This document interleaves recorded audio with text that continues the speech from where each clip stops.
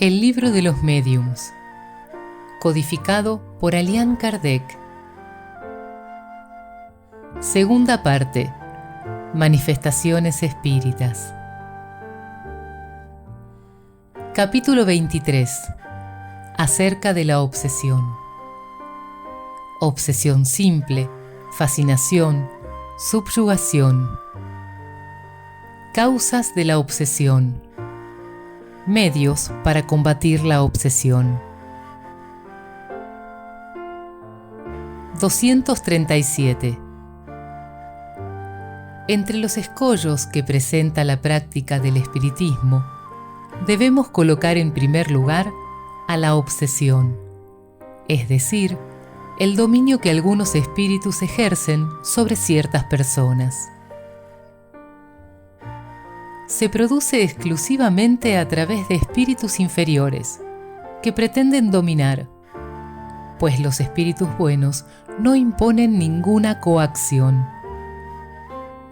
Estos aconsejan, combaten la influencia de los malos y, si no se los escucha, se retiran. Los malos, en cambio, se apegan a aquellos a quienes pueden someter. Si llegan a dominar a alguien, se identifican con el espíritu de esa persona y lo dirigen como si realmente se tratara de un niño. La obsesión presenta características diversas, que es muy necesario distinguir y que resultan del grado de coacción y de la naturaleza de los efectos que produce. La palabra obsesión es, en cierto modo, un término genérico mediante el cual se designa este tipo de fenómeno, cuyas principales variedades son la obsesión simple, la fascinación y la subyugación.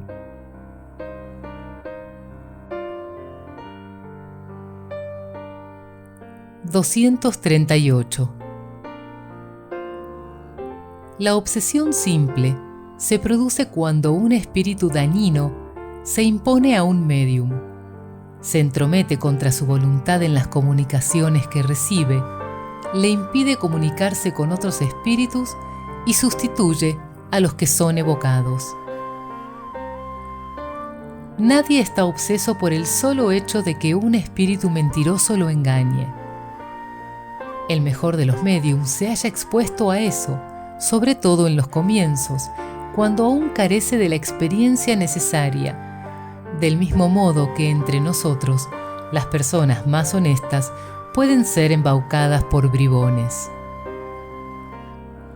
Por consiguiente, se puede ser engañado sin estar obseso. La obsesión consiste en la tenacidad de un espíritu del que no es posible desembarazarse.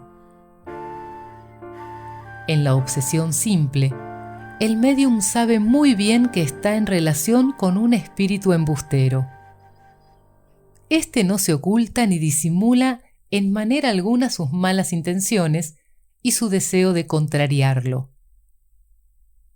El médium reconoce el engaño sin dificultad y, como se mantiene en guardia, rara vez cae en la trampa.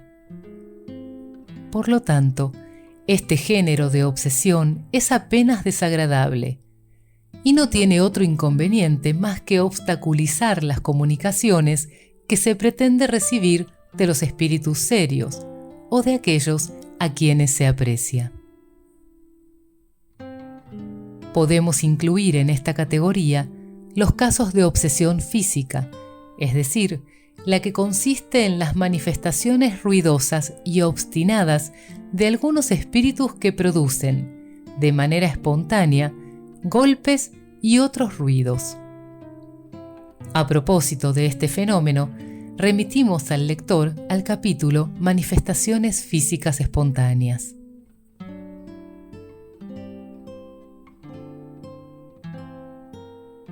(239) La fascinación tiene consecuencias mucho más graves. Es una ilusión producida por la acción directa del espíritu sobre el pensamiento del médium. y que en cierta forma paraliza su juicio en relación con las comunicaciones. El médium fascinado no cree que esté siendo engañado. El espíritu tiene el arte de inspirarle una confianza ciega que le impide ver la superchería y comprender lo absurdo de lo que escribe, aunque ese absurdo sea evidente para los demás. La ilusión puede incluso llegar hasta el punto de que el mensaje más ridículo le parezca sublime.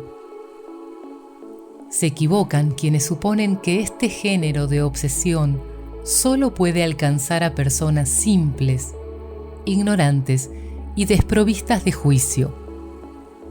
Ni siquiera los hombres talentosos, por más instruidos e inteligentes que sean, están libres de la fascinación, lo que prueba que esta aberración es el efecto de una causa ajena a ellos, cuya influencia padecen. Hemos dicho que las consecuencias de la fascinación son mucho más graves. De hecho, a raíz de la ilusión que de ella resulta, el espíritu dirige, como lo haría con un ciego, a la persona a la que ha conseguido dominar y puede inducirla a que acepte las doctrinas más extravagantes y las teorías más falsas como si fuesen la única expresión de la verdad. Más todavía, puede arrastrarla a situaciones ridículas, comprometedoras e incluso peligrosas. Fácilmente se comprende la diferencia que existe entre la obsesión simple y la fascinación. Y se comprende también que los espíritus que producen esos dos efectos deben diferir en su carácter. En la obsesión simple, el espíritu que se apega a la persona es solo un ser molesto por su tenacidad, del cual esa persona está impaciente por liberarse. En la fascinación, el problema es muy diferente. Para llegar a esos fines, es preciso que el espíritu sea muy hábil, astuto y profundamente hipócrita, pues solo puede engañar a su víctima por medio de la máscara que adopta y de una falsa apariencia de virtud, a fin de que ella lo acepte. Las palabras importantes, tales como caridad, humildad y amor a Dios, le sirven de credencial. Con todo, aún a través de esos recursos, deja traslucir signos de inferioridad que solo el fascinado es incapaz de reconocer. Por eso estos espíritus temen, sobre todo, a las personas que ven las cosas con claridad, de modo que su táctica, por lo general, consiste en inspirar a su intérprete para que tome distancia de quien pudiera abrirle los ojos. De esa manera, evita que se lo contradiga y se asegura de que siempre tendrá la razón.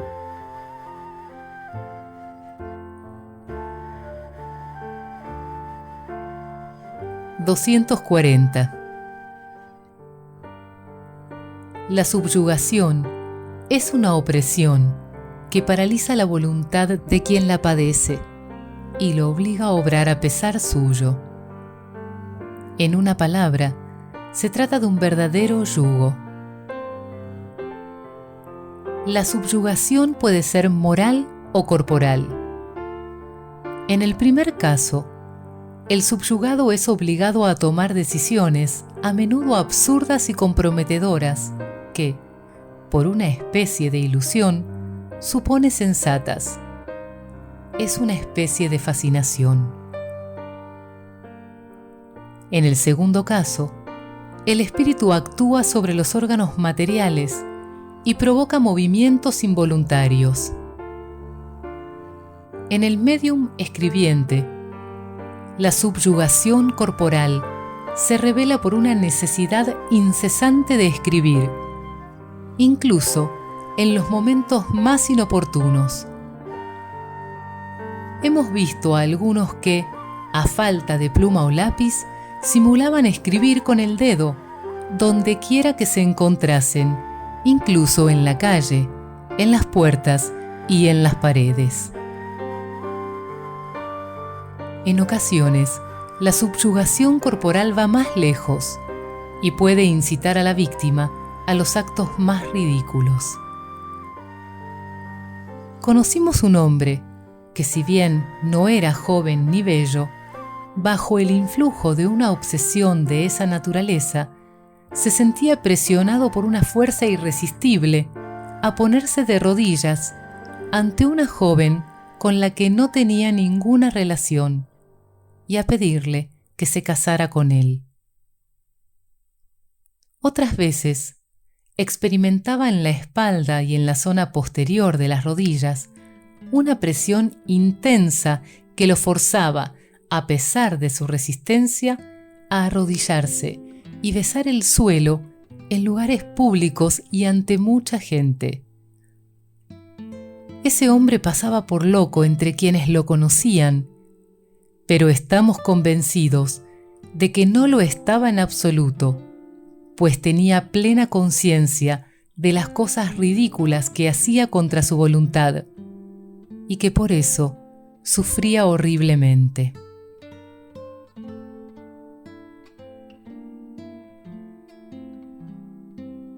(241) En el pasado se daba el nombre de posesión al dominio que ejercían los espíritus malos cuando su influjo llegaba hasta la aberración de las facultades de la víctima. La posesión sería, para nosotros, sinónimo de subyugación. No hemos adoptado ese término por dos motivos.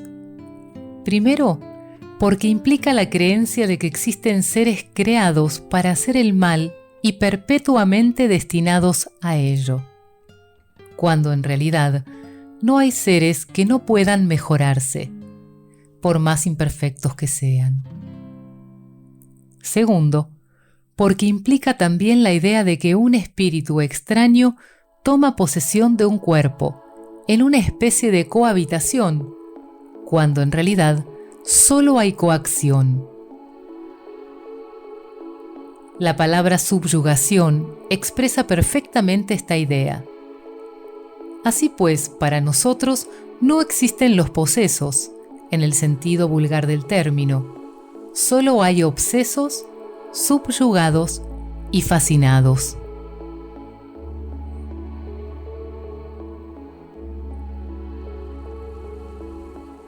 (242) Como hemos señalado, la obsesión es uno de los mayores escollos para la mediumnidad y también uno de los más frecuentes. Por eso mismo, nunca serán excesivos los esfuerzos que se inviertan para combatirla, dado que, además de los inconvenientes personales que acarrea, constituye un obstáculo absoluto para la benevolencia y la veracidad de las comunicaciones.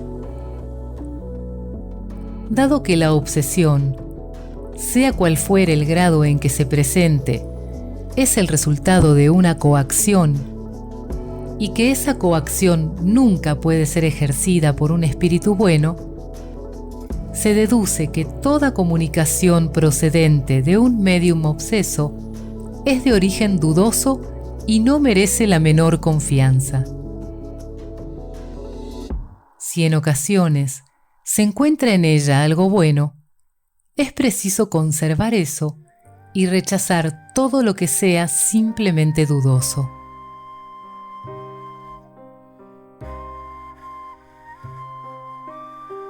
(243)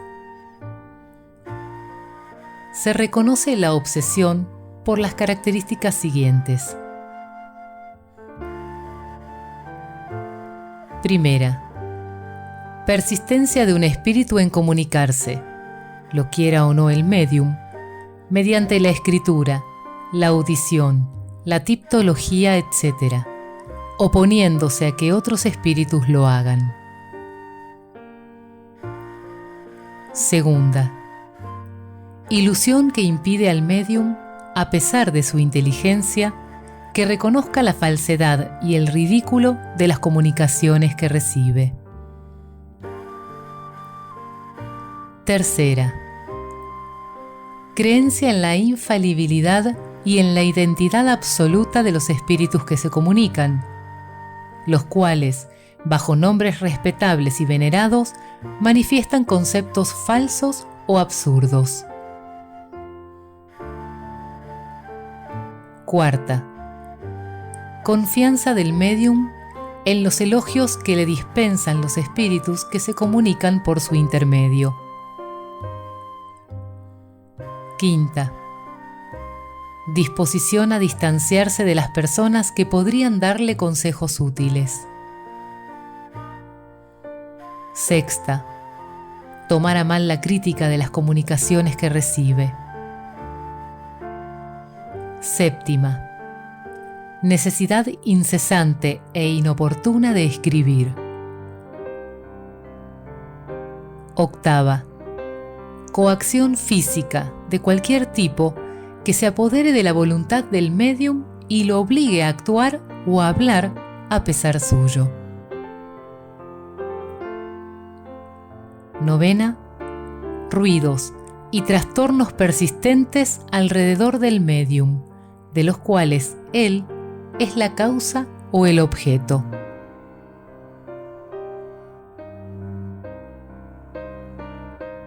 (244)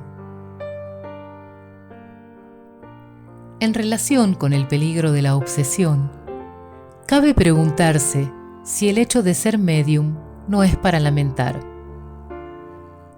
¿Acaso no es la facultad mediúmnica la que provoca la obsesión? En definitiva, ¿no constituye la obsesión una prueba de que las comunicaciones espíritas son inconvenientes?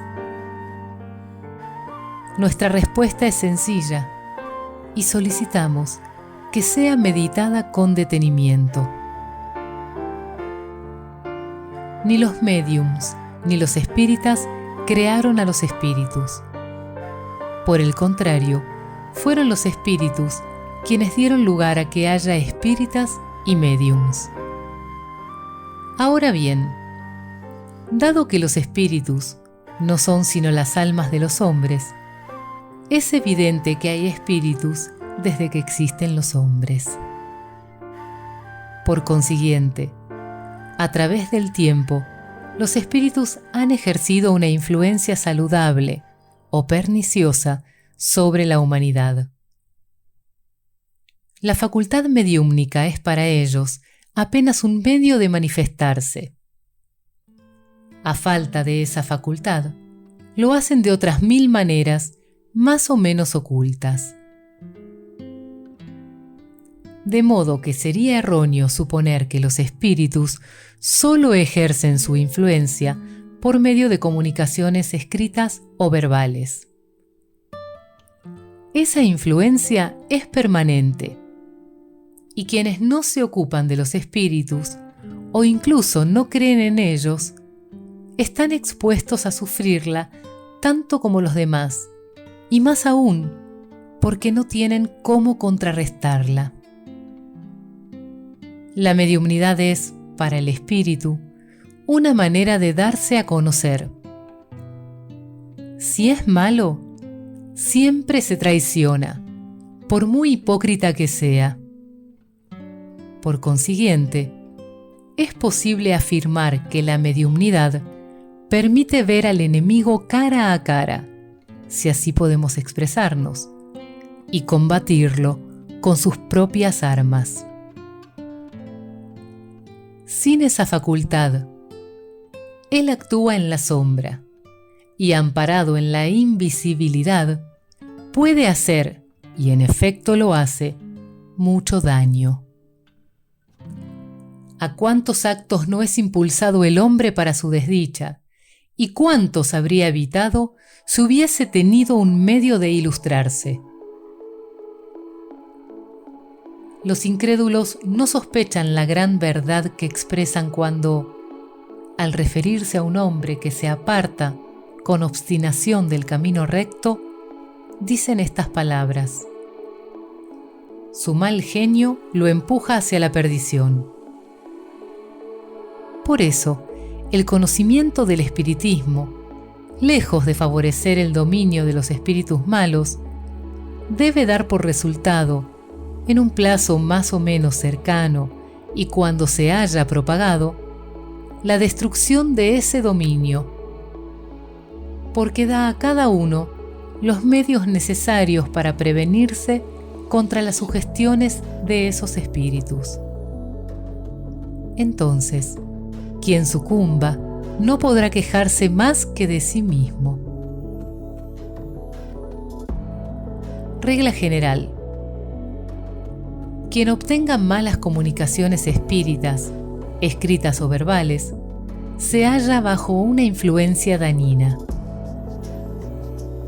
Esa influencia se ejerce sobre él, ya sea que escriba o no, es decir, sea o no medium, crea o no crea. La escritura provee un medio para conocer con certeza la naturaleza de los espíritus que actúan sobre el medium, y para combatirlos en caso de que sean malos, lo cual se consigue con mayor éxito cuando se llega a conocer el motivo por el que actúan. Si el medium está tan ciego como para no comprenderlo, otros podrán abrirle los ojos. En resumen, el peligro no radica en el espiritismo en sí mismo, dado que él puede, por el contrario, servirnos de control y preservarnos del riesgo que corremos permanentemente sin saberlo. El peligro está en la orgullosa propensión de ciertos médiums que, con excesiva ligereza, se consideran instrumentos exclusivos de los espíritus superiores, así como en esa especie de fascinación que no les permite comprender las tonterías de las que son intérpretes. Hasta los que no son médiums pueden caer en esa trampa. Hagamos una comparación. Un hombre tiene un enemigo secreto, a quien no conoce, que difunde contra él, sin que nadie lo sepa, la calumnia y todo cuanto la más terrible maldad pueda inventar. Este desdichado ve cómo su fortuna decrece, sus amigos se alejan de él y su felicidad interior es perturbada. Incapaz de descubrir la mano que lo hiere, no puede defenderse y cae vencido. Hasta que cierto día, ese enemigo secreto le escribe y, a pesar de todos los ardides que utiliza, se pone en evidencia. Gracias a que el enemigo ha sido descubierto, aquel hombre puede combatirlo y rehabilitarse. El rol del enemigo secreto es el de los espíritus malos, a quienes el espiritismo nos da la posibilidad de identificar para hacer fracasar sus planes.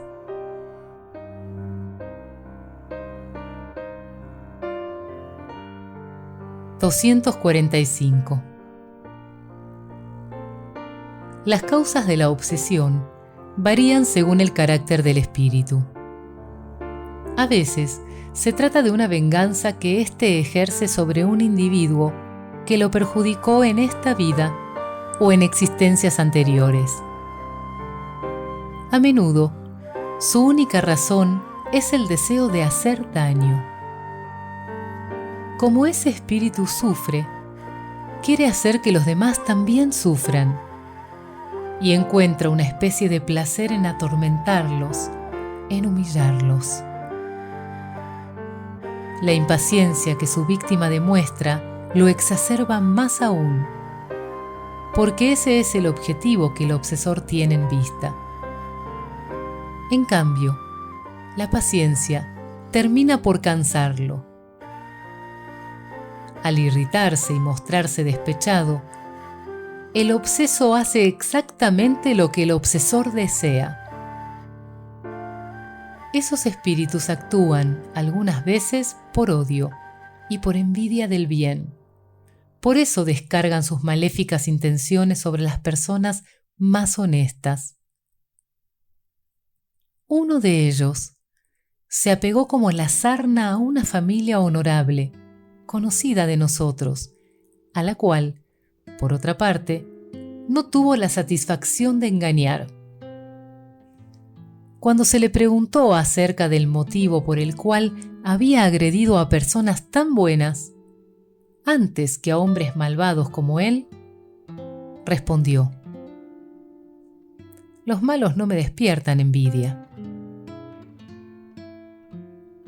A otros los guía un sentimiento de cobardía que les impulsa a aprovecharse de la debilidad moral de ciertos individuos, a los que saben incapaces de resistirse a ellos. Uno de estos últimos, que subyugaba a un joven de inteligencia muy limitada, cuando se le preguntó por qué motivo había escogido a esa víctima, respondió: tengo una imperiosa necesidad de atormentar a alguien. Una persona sensata me rechazaría. Me apego, pues, a un idiota que no me opone ninguna resistencia.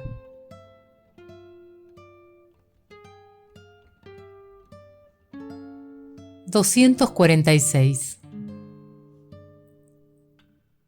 Hay espíritus obsesores sin maldad, que incluso tienen algo de buenos, aunque los domine el orgullo del falso saber. Tienen sus ideas, sus sistemas acerca de las ciencias, la economía social, la moral, la religión, la filosofía, y quieren hacer que prevalezcan sus opiniones. Con ese fin, buscan médiums lo suficientemente crédulos para aceptarlos con los ojos cerrados, y a quienes fascinan, de manera que no puedan discernir lo verdadero de lo falso. Esos espíritus son los más peligrosos, pues los sofismas no les cuestan nada y pueden hacer que se crean las más ridículas utopías. Como saben del prestigio que los nombres importantes conllevan, no tienen escrúpulo en engalanarse con aquellos que todos reverencian, y no retroceden ni siquiera ante el sacrilegio de llamarse Jesús, la Virgen María o algún santo venerado. Tratan de deslumbrar mediante un lenguaje ampuloso, más presuntuoso que profundo, lleno de términos técnicos y adornado con grandes palabras de caridad y de moral. Evitarán dar un mal consejo, porque saben perfectamente que, en caso de hacerlo, serían rechazados. Por eso, las personas a las que engañan los defienden a ultranza, alegando: ya veis que no dicen nada malo. Con todo, para esos espíritus, la moral es un simple pasaporte, la menor de sus preocupaciones. Lo que desean, por encima de todo, es dominar e imponer sus ideas, por más irracionales que sean.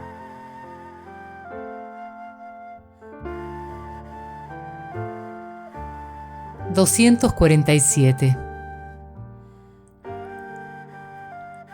Los espíritus afectos a los sistemas son, la mayoría de las veces, escritorzuelos. Por eso buscan médiums que escriban con facilidad, y a los cuales tratan de convertir, mediante la fascinación, en instrumentos dóciles y, sobre todo, entusiastas. Suelen ser locuaces, muy minuciosos, e intentan compensar la calidad con la cantidad. Se complacen en dictar a sus intérpretes escritos voluminosos, indigestos y a menudo poco inteligibles, que afortunadamente tienen como antídoto la imposibilidad material de que sean leídos por las masas. Los espíritus en verdad superiores son sobrios en sus palabras, dicen mucho en pocas líneas, de modo que aquella fecundidad prodigiosa siempre debe ser considerada sospechosa.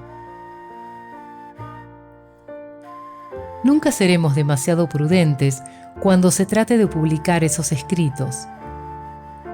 Las utopías y las excentricidades que con frecuencia abundan en ellos y que chocan al buen sentido, producen una muy lamentable impresión en las personas que se inician en el conocimiento del espiritismo, pues les muestran una idea falsa acerca de esta doctrina, sin contar con que son armas de las que se valen sus enemigos para ridiculizarla.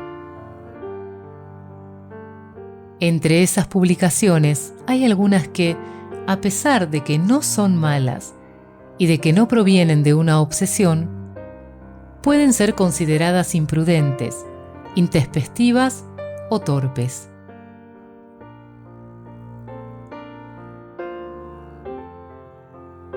(248) Ocurre con bastante frecuencia que un médium puede comunicarse solamente con un espíritu que se vinculó a él y responde por aquellos que son llamados por su intermedio. No siempre se trata de una obsesión, porque puede deberse a la falta de flexibilidad del médium o a una afinidad especial de su parte con tal o cual espíritu. Solo hay obsesión propiamente dicha cuando el espíritu se impone y aparta deliberadamente a los demás, cosa que un espíritu bueno no haría nunca. Por lo general, el espíritu que se apodera del médium con intención de dominarlo no soporta el análisis crítico de sus comunicaciones. Cuando ve que no son aceptadas o que los hombres las discuten, no se retira, sino que inspira al médium la idea de aislarse, e incluso suele darle órdenes en ese sentido. Todo médium que se ofende por la crítica a las comunicaciones que recibe, se hace eco del espíritu que lo domina, y ese espíritu no puede ser bueno, puesto que le inspira el pensamiento ilógico de que rechace el análisis. El aislamiento del médium siempre es perjudicial para él, porque queda sin ningún control de las comunicaciones que recibe. No solo debe solicitar la opinión de terceros para ilustrarse, sino que también precisa estudiar todos los géneros de comunicaciones a fin de compararlas entre sí. Si se limita a las que él mismo obtiene, por mejores que le parezcan, se expone a engañarse respecto a su valor, sin contar con que de ese modo no puede ampliar sus conocimientos, pues esas comunicaciones giran casi siempre en torno al mismo tema.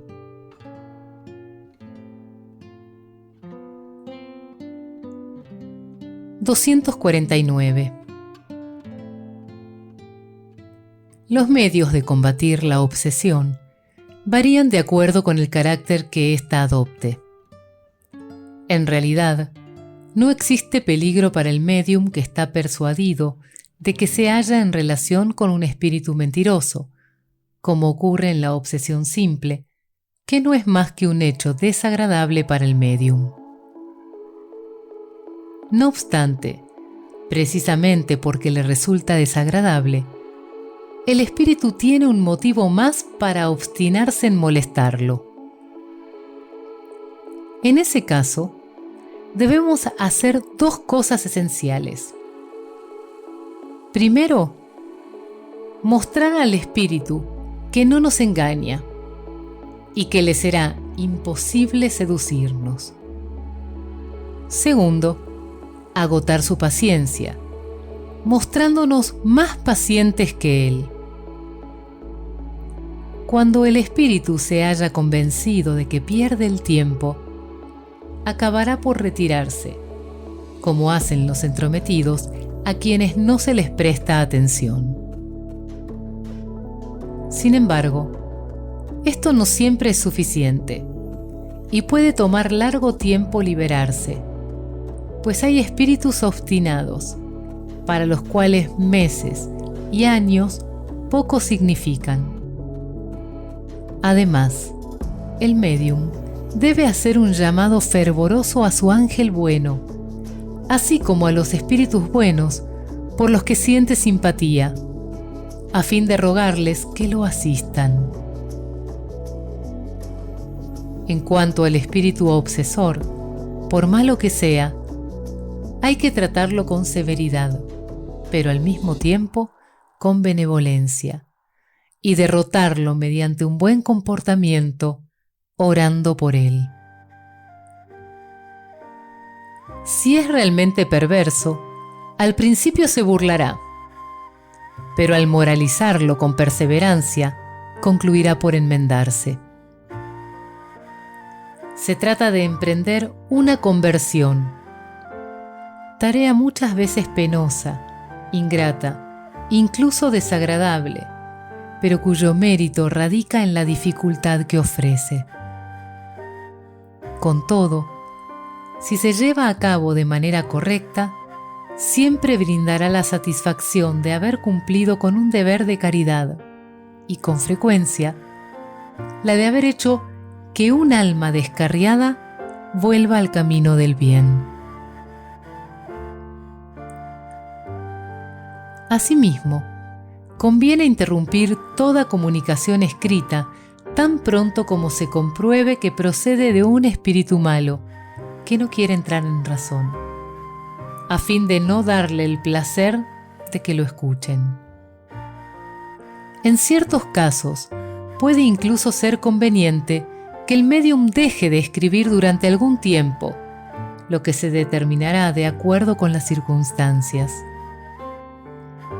No obstante, si bien el médium escribiente puede evitar esas conversaciones absteniéndose de escribir, no sucede lo mismo con el médium auditivo, a quien el espíritu obsesor persigue, a veces, a cada instante, con sus expresiones groseras y obscenas, y que ni siquiera dispone del recurso de taparse los oídos. Por lo demás, es preciso reconocer que algunas personas se divierten con el lenguaje vulgar de esa clase de espíritus, a los que alientan y provocan al celebrar sus tonterías, en vez de imponerles silencio y moralizarlos. Nuestros consejos no pueden aplicarse a los que quieren ahogarse.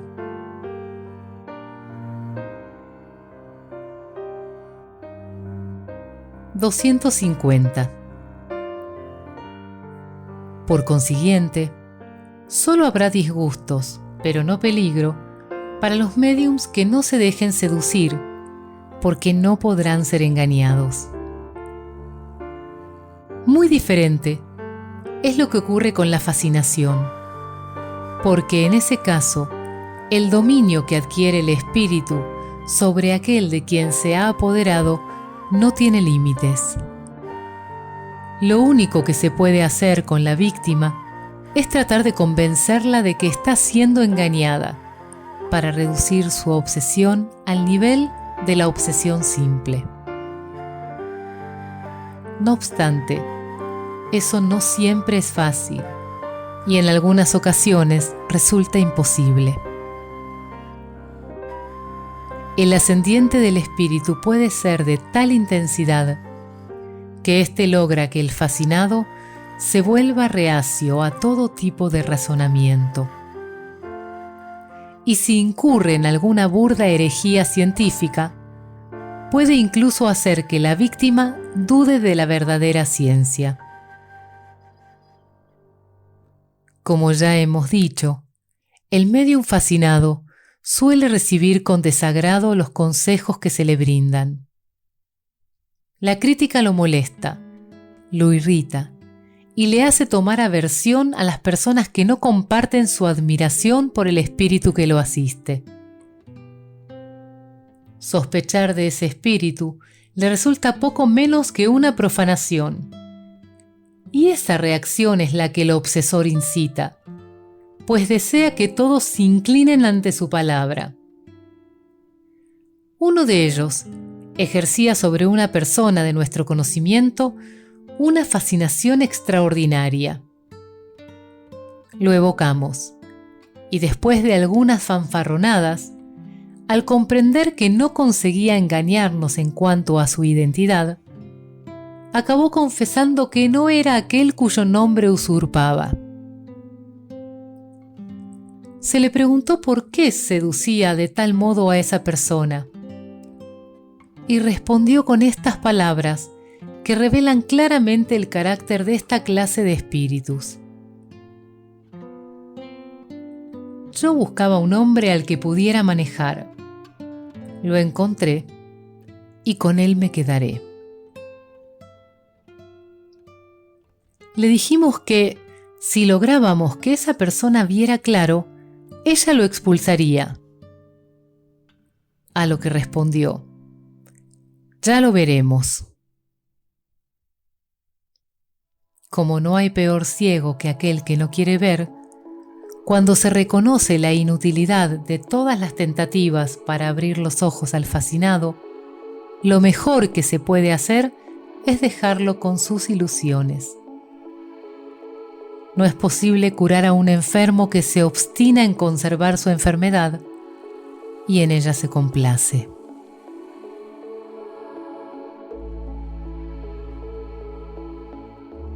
(251) La subyugación corporal consume en muchos casos la energía que el obseso necesita para dominar al espíritu malo.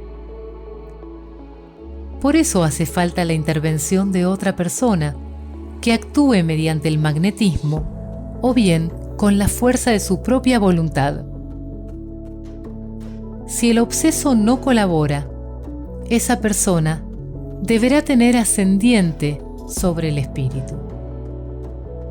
No obstante, como ese ascendiente solo puede ser moral, no podrá ser ejercido más que por un ser moralmente superior al espíritu.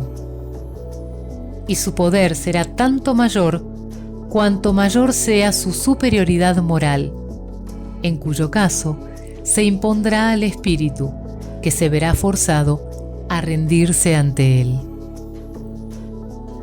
Por esa razón, Jesús tenía tan extraordinario poder para expulsar a los que en aquella época recibían el nombre de demonios, es decir, a los espíritus malos obsesores.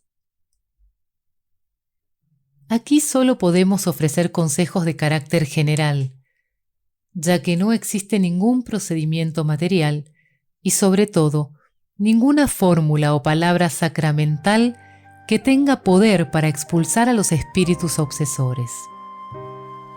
Algunas veces, lo que falta al obseso es suficiente fuerza fluídica. En ese caso, la acción magnética de un buen magnetizador puede ser de gran ayuda. Por lo demás, siempre es conveniente que el obseso busque, a través de un médium seguro, los consejos de un espíritu superior o de su ángel de la guarda.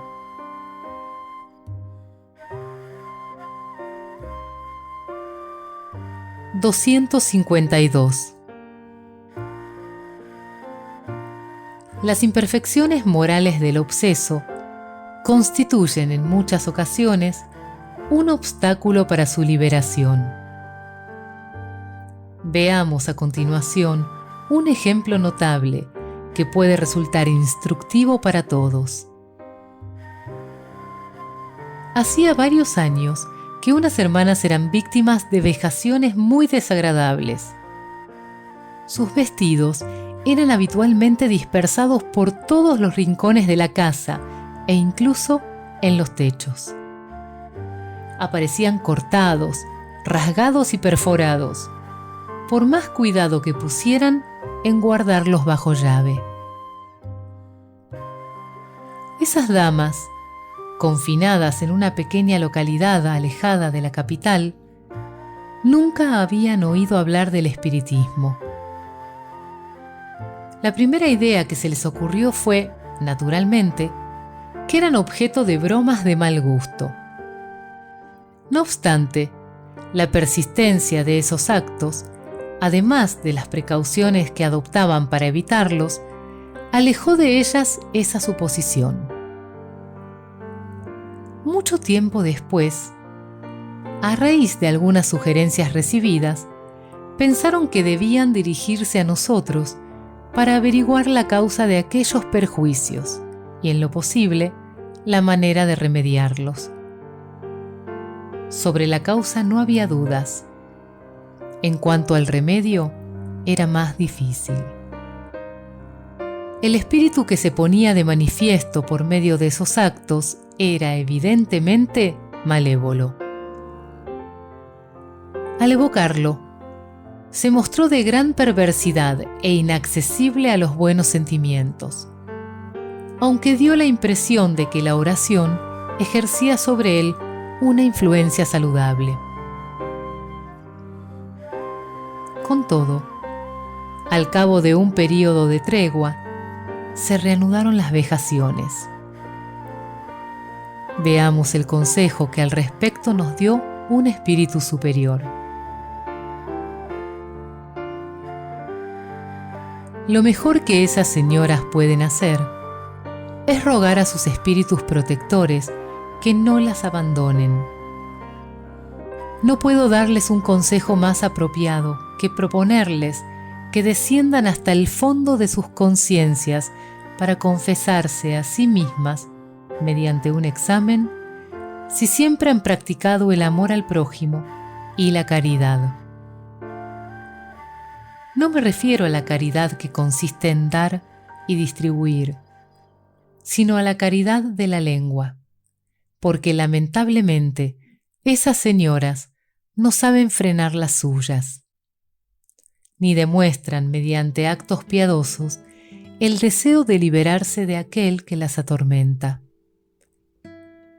Son demasiado afectas a hablar mal del prójimo, y el espíritu que las obsesiona busca su resarcimiento, pues en vida fue el blanco de las burlas a que ellas lo sometieron. Solo deben buscar en sus recuerdos, y pronto descubrirán de quién se trata. No obstante, si consiguen mejorarse, sus ángeles de la guarda se les acercarán, y su sola presencia bastará para expulsar al espíritu malévolo.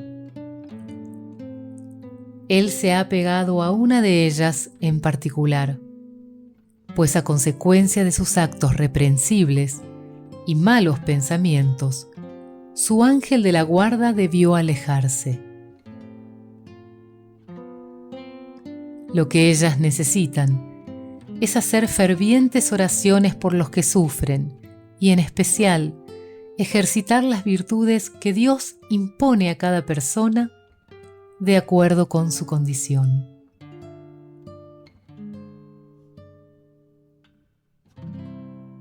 Como alegamos que esas palabras nos parecían un tanto severas y que tal vez conviniera suavizarlas al transmitirlas, el espíritu agregó: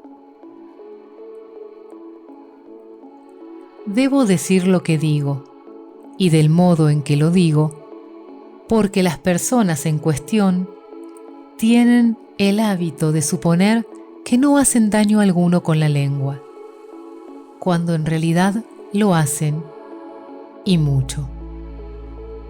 Por esa razón debemos impresionarlas, a fin de que sea para ellas una seria advertencia.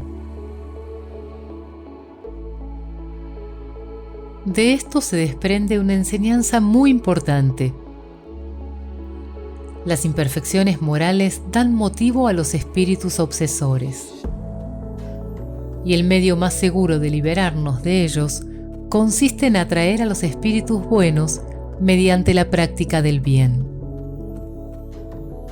Sin duda, los espíritus buenos tienen más poder que los malos, y basta con su voluntad para alejar a estos últimos. No obstante, los buenos solo asisten a quienes los ayudan mediante los esfuerzos que hacen para mejorar. De lo contrario, se apartan y dejan el terreno libre a los espíritus malos, que de ese modo se convierten, en ocasiones, en instrumentos de castigo, dado que los buenos les permiten actuar con ese propósito.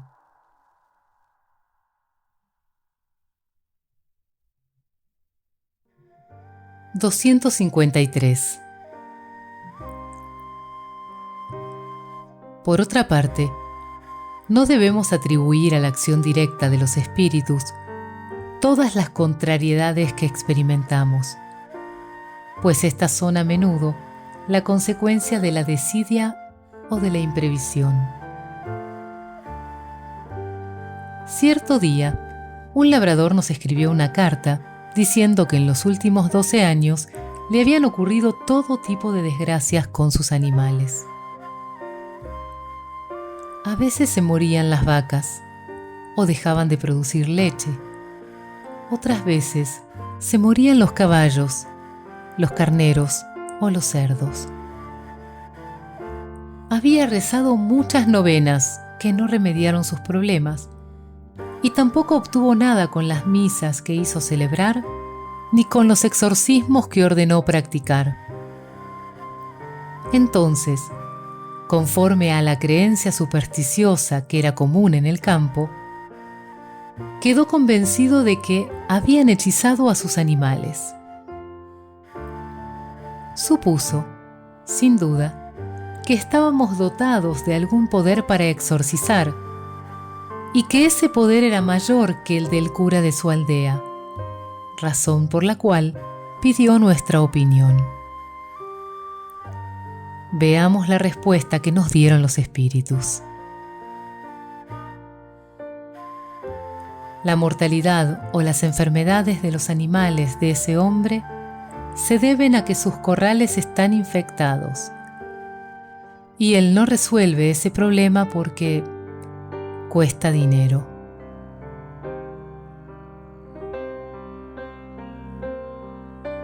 (254) Concluiremos este capítulo con las respuestas que los espíritus dieron a nuestras preguntas y que vienen a corroborar lo que hemos expresado. Primero, ¿por qué algunos médiums no consiguen liberarse de los espíritus malos que se apegan a ellos? Por otra parte, ¿a qué se debe que los espíritus buenos, a quienes esos médiums llaman, no sean lo bastante poderosos para alejar a los otros y comunicarse directamente? Respuesta: no se trata de que al espíritu bueno le falte poder. Sucede que por lo general, el médium no tiene suficiente fuerza para ayudarlo. La naturaleza del médium se presta mejor a ciertas relaciones y su fluido se identifica más con un espíritu que con otro. Eso es lo que confiere tan amplio dominio a los espíritus que quieren engañarlo.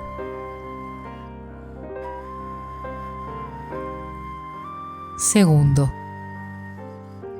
sin embargo, nos parece que hay personas muy meritorias, de una moralidad irreprochable, que a pesar de eso, se ven impedidas de comunicarse con los espíritus buenos. Respuesta: se trata de una prueba.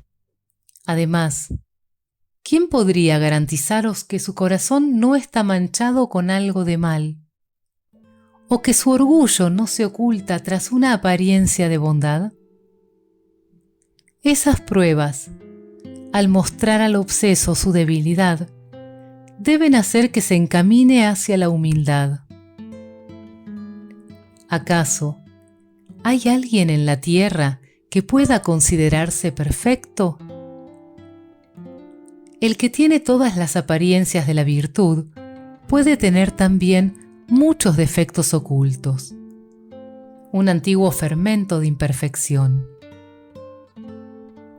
Así, por ejemplo, vosotros decís que aquel que no hace daño y es leal en sus relaciones sociales es un hombre bueno y digno. Pero, ¿sabéis si sus cualidades buenas no están empañadas por el orgullo? ¿Sabéis si no hay en él un trasfondo de egoísmo?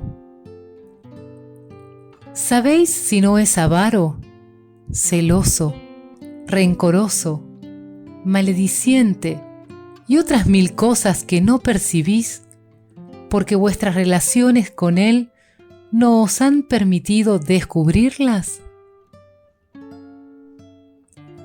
El medio más efectivo para combatir la influencia de los espíritus malos consiste en acercarse todo lo posible a la naturaleza de los buenos.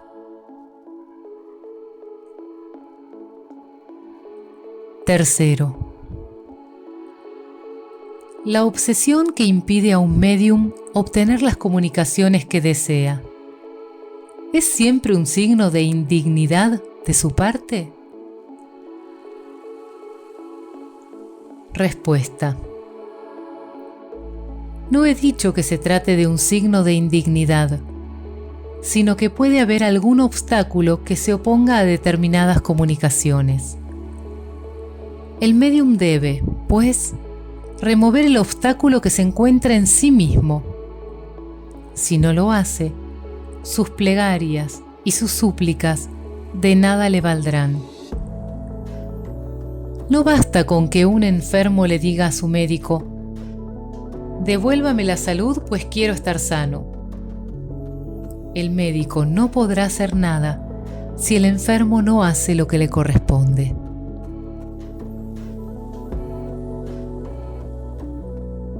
Cuarto,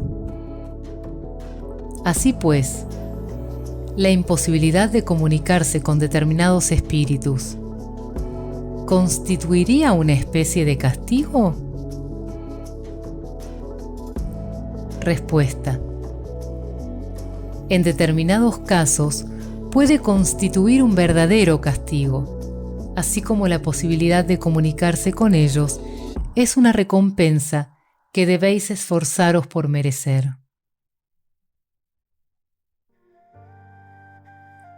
Quinto, ¿no se puede también combatir la influencia de los espíritus malos mediante su moralización?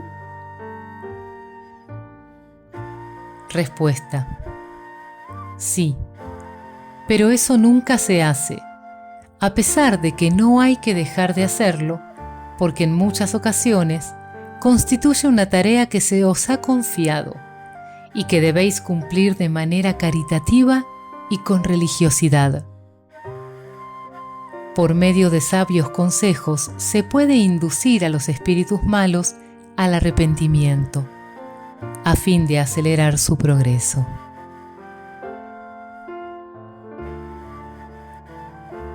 Quinto A. En ese caso, ¿cómo puede un hombre ejercer más influencia que los propios espíritus? Respuesta: los espíritus perversos se acercan a los hombres, a quienes tratan de atormentar antes que a los otros espíritus, de los cuales se alejan todo lo posible. En esa aproximación a los humanos, cuando encuentran a alguien que los moraliza, al principio no lo escuchan e incluso se burlan de él. Posteriormente, si éste sabe interesarlos, terminan por dejarse impresionar. Los espíritus elevados solo pueden hablarles en nombre de Dios, y eso los espanta. Es evidente que el hombre no tiene más poder que los espíritus superiores, pero su lenguaje se identifica mejor con la naturaleza de los espíritus inferiores. y cuando él comprueba el influjo que puede ejercer sobre ellos, comprende mejor la solidaridad que existe entre el cielo y la tierra. Además, el influjo que el hombre puede ejercer sobre los espíritus guarda relación con su superioridad moral. Él no domina a los espíritus superiores, ni siquiera los que, sin ser superiores, son buenos y benévolos. Pero sí puede dominar a los espíritus que son inferiores a él en moralidad.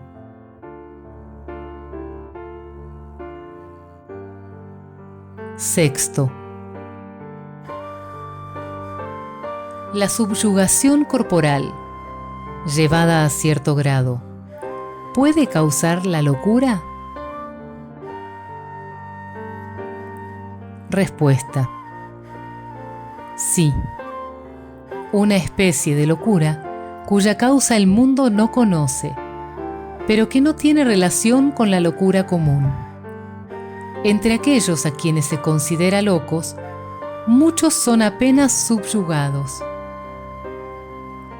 Les haría falta un tratamiento moral, porque con los tratamientos corporales se los vuelve realmente locos.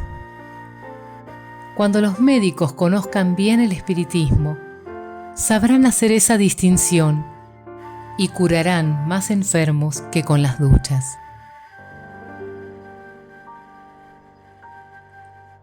Séptimo.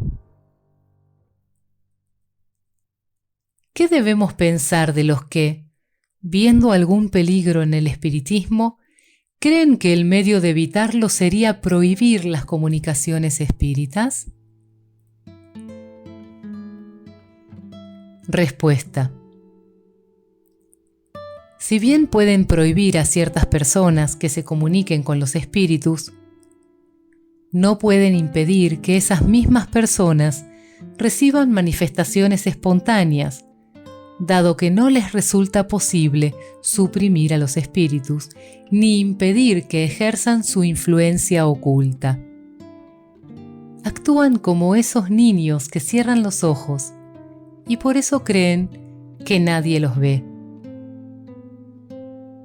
Sería una locura pretender suprimir un fenómeno que ofrece grandes ventajas solo porque algunos imprudentes pueden abusar de él. El medio de prevenir esos inconvenientes consiste, por el contrario, en hacer que ese fenómeno se conozca en profundidad.